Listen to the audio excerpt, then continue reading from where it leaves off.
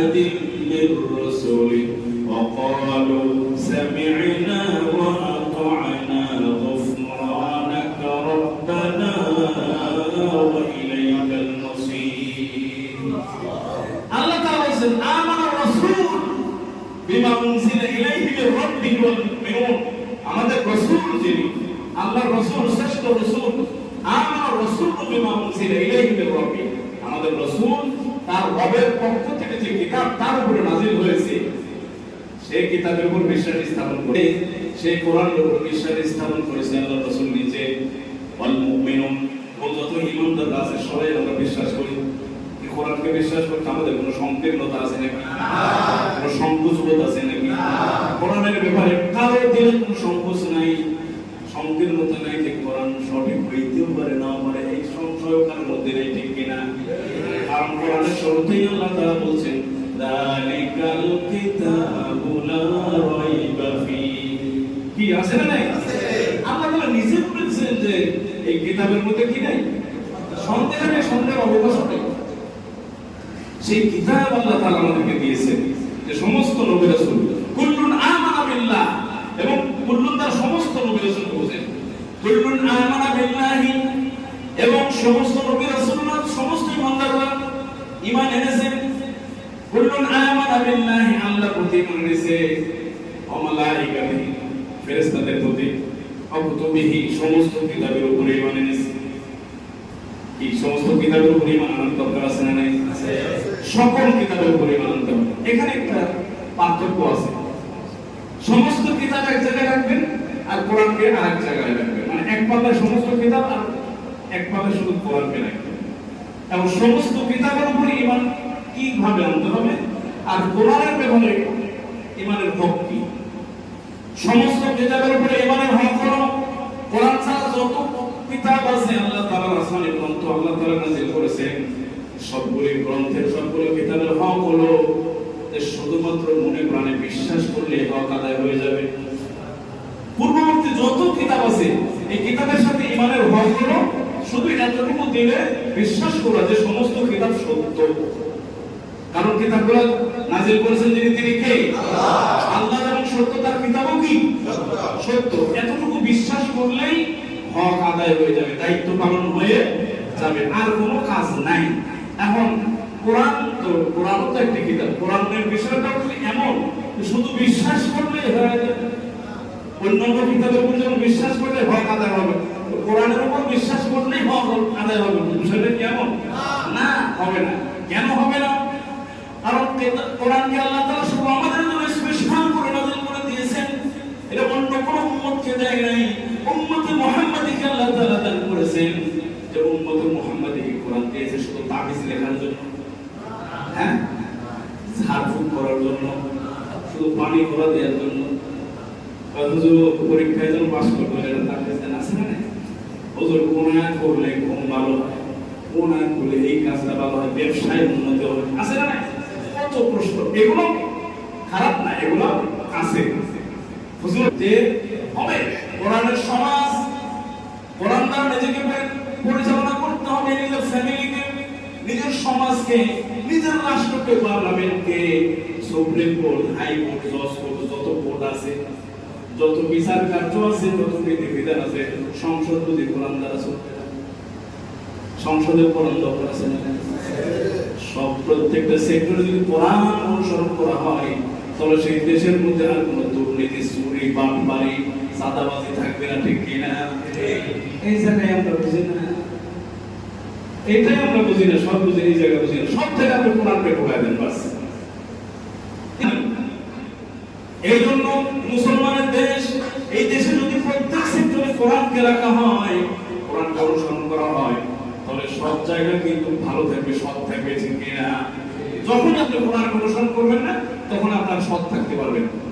এই জন্য আল্লাহ কোরআন শুধু পড়ার জন্য দিলেন, শুধু বুঝতে হবে এই জন্য দিলেন, শুধু ঈমান রাখতে, বিশ্বাস রাখতে এই জন্য দেই নাই। বলতে হবে, বুঝতে হবে, বিশ্বাস রাখতে হবে, এবং মেন বিষয় হলো কোরআনের উপর আমলও করতে হবে। সব জায়গায়, ঘরে বাইরে, সব জায়গায় ব্যবসার মধ্যে বুঝি কোরআন নাই, কি বলেন? কোরআনের ব্যবসার মধ্যে কোরআন দিয়ে লিখে ব্যবসা করে, তার ব্যবসা হবে সহি শুদ্ধ আকারে ব্যবসা হবে। কোরআন দ্বারা কেউ যদি ফ্যামিলিকে পরিচালনা করে, তার সংসার ওই ফ্যামিলিটা সুন্দর হবে, জান্নাতি ফ্যামিলি হয়ে যাবে। আর যদি কোরআনকে ফলো না করা হয়, ব্যবসার মধ্যে যদি কোরআনকে ফলো না করা হয়, ফ্যামিলির মধ্যে যদি কোরআন ফলো করা না হয়, ওই ফ্যামিলিও ভালো থাকবে না, তার ব্যবসাও ভালো থাকবে না। তখন ব্যবসার মধ্যে চুরি করবে, আছে না নাই? ব্যবসার মধ্যে ধোঁকাবাজি করবে, ওজনে কম দেবে। এই জন্য আল্লাহ তাআলা ব্যবসার মধ্যে কিভাবে ব্যবসা করতে হবে, ওজন কিভাবে করতে হবে, এটা বলছেন। ওয়াইলুল লিল মুতাফফিফিন আল্লাযীনা ইযা তা'আলু 'আলান নাসি ইস্তাওফুন ওয়া ইযা কালুহুম আও ওয়াজানুহুম ইউখসিরুন। ওজনের ব্যাপারে আল্লাহ তাআলা বলছেন যে যারা অনেক মানুষ আছে তারা ক্ষতিগ্রস্ত, যারা ওজনে কম করে, ধোঁকাবাজি করে, আছে না নাই? ওজনে কম দেয়, নিজে ঠিকই নেয়, কিন্তু আরেকজনের দিয়ার বেলায় ক্ষতিগ্রস্ত করে। এই কথা কিন্তু আল্লাহ সূরা মুতাফফিফিন 30 নম্বর পারার মধ্যে বলছেন। তাহলে ব্যবসা কথা কোরআনে আছে, সংসার ফ্যামিলি কিভাবে চালাবে, রাষ্ট্র পরিচালনার কথা আছে, বিচার বিভাগ কিভাবে চলবে, সেই কথা আল্লাহ তাআলা কোরআনে বলছে। ওয়া মান লাম ইয়াহকুম বিমা আনজালাল্লাহু ফাউলাইকা হুমুয যালিমুন। সূরাতুল মাইদার মধ্যে আল্লাহ তাআলা বলছেন, যে ব্যক্তি বিচার কার্যটা তার সম্পাদন করা হয়, সে ব্যক্তি যদি কোরআন অনুসরণ না করে, কোরআন অনুযায়ী যদি বিচার কাজ না করে, ফয়সালা না দেয়, সে কিন্তু জালেম। আর আয়াতের মধ্যে বলছেন, ওয়া মান লাম ইয়াহকুম বিমা আনজালাল্লাহু ফাউলাইকা হুমুল ফাসিকুন। আর যে ব্যক্তি কোরআন দ্বারা বিচার কাজ সম্পাদন করবে না, সে হলো পাপিষ্ঠ। আর আয়াতের মধ্যে আল্লাহ তাআলা বলছেন, ওয়া মান লাম ইয়াহকুম বিমা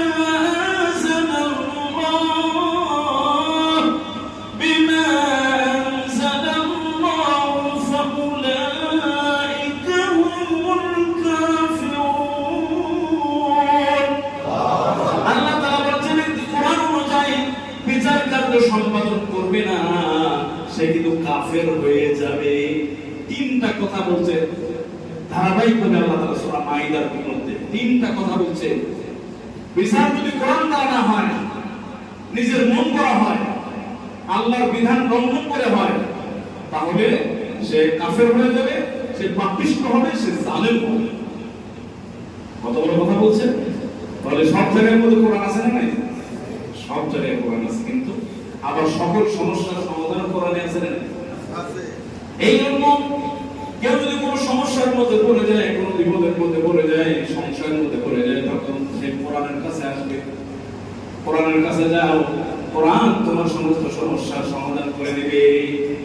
সমাধান চাও যদি জীবনে মরণে, ফিরে যাও খোঁজে নাও, চোখ রাখো কোরআনে সমাধান। তবেই পাবে সুখ শান্তির ঠিকানা, তবেই পাবে সুখ শান্তির ঠিকানা, যদি মেনে নাও তুমি মনে প্রাণে সমাধান। সমাধান চাও যদি জীবনে মরণে, ফিরে যাও খুঁজে নাও, চোখ রাখো কোরআনে, ঠিক কিনা? কোরআনে যদি আমরা চোখ রাখতে পারি, দৃষ্টি দিতে পারি, তাহলে আমরা সমাধান পেয়ে যাব। অনেকে সমাধান পাওয়ার জন্য বাবার কাছে যায়, বাবার দরবারে যায়, আছে না?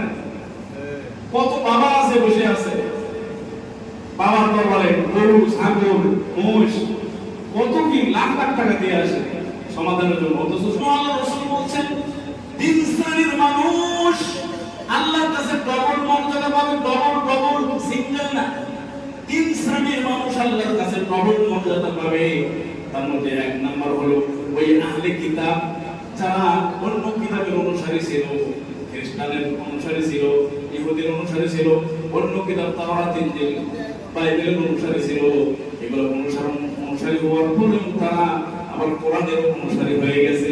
আল্লাহ রাসূল বলেন, তার যে কিতাবের অনুসারী থাকার পর আল্লাহর কোরআনের অনুসারী হয়ে গেছে, এই জন্য আল্লাহ তাআলা তাকে ডবল প্রতিদান দিবেন হাসরের মধ্যে। আর একজন হলো ওই গোলাম, ওই কর্মচারী, ওই গোলাম, ওই কর্মচারী, যে গোলাম, যে কর্মচারী মালিকের দায়িত্ব পালন করে, আবার আল্লাহর দায়িত্ব। কিন্তু অনেক গোলাম আছে, অনেক চাকর আছে, অনেক কর্মচারী আছে, মালিকের কাজে সারাদিন করে, আল্লাহর কথা মনে থাকে না, আছে না? এই জন্য আল্লাহ রাসূল বলেন, ওই গোলাম, ওই কর্মচারী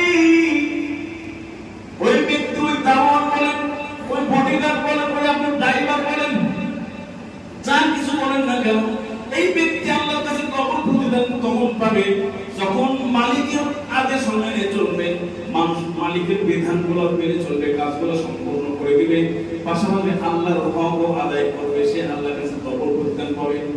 তাহলে প্রথম নাম্বার হলো ওই আহলে কিতাব যে নিজের কিতাবের অনুসরণ করেছে, নিজের নবীর, আবার আমার রাসূল দুনিয়াতে আসার পরে আমার রাসূলের কিতাব কোরআনের উপরে অনুসারী হয়ে গেছে, সে ডবল প্রতিদান পাবে। আর তিন নাম্বার হলো ওই মুনিব যার দায়িত্বে কোনো বাদী আছে বাদী, এই সিস্টেম, এই ধারা তো এখন চালু নাই, আগে ছিল বাদী দাসী।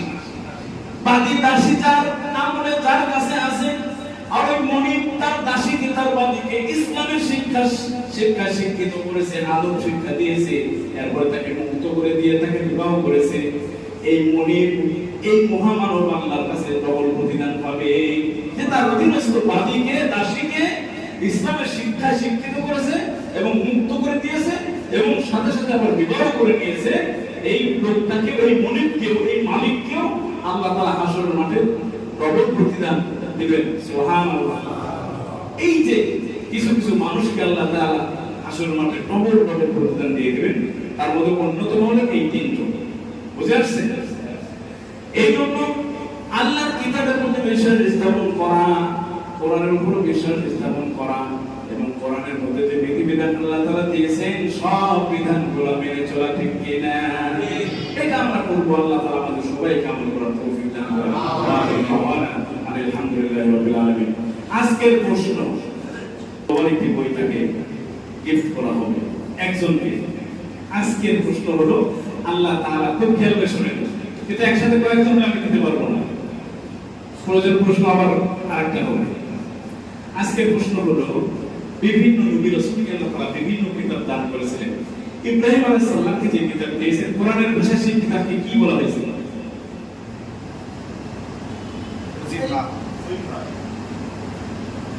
কে বলছেন? আপনি কি বলছেন? আপনি বলছেন সহিফা। কে বলছেন? আসেন ভাই, আসেন, এই যে সামনে সহিফা। সহিফা এটা আমি মাঝে মাঝে নামাজে পড়ি না, সহিফা ইব্রাহিম ওয়া মুসা, সূরাতুল আ'লা শেষের আয়াত, ইন্না হাযা লাফিস সুহুফিল উলা সুহুফি ইব্রাহিম ওয়া মুসা।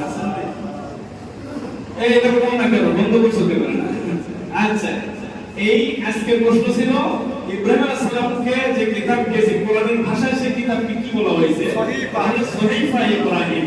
এই মুরব্বি আরেকজন বলছে, তুমি কি মনে আগে বলে বলছে না, এই জন্য এই মুরব্বি এই কিতাবটা পাবে। কিতাবের নাম কি? মুমিনের কবরের বাড়ি। মুমিনের কবরের বাড়ি, তাকে কি করা, গিফট করা হলো।